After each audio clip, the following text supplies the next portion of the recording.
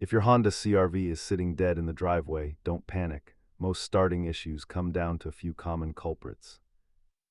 Statistically, over 85% of starting failures in modern Hondas are caused by simple battery or terminal issues. Before you call a tow truck, let's walk through the diagnostic process to find the root cause. Start with the basics by checking battery voltage and ensuring your key fob signal is actually reaching the car. If you hear a single loud click when turning the key, your starter motor likely has a flat spot and needs replacement. If the car died while you were driving or the lights are dim, your alternator might not be charging the battery.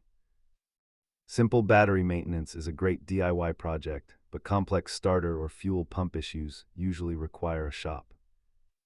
Costs can range from $150 for a battery to over $800 for a fuel pump.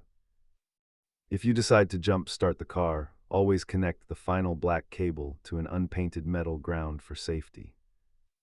Keep a basic toolkit and a portable jump pack in your CR-V to avoid getting stranded in the future. Remember, proactive maintenance is always cheaper than dealing with a car that won't start when you're in a hurry.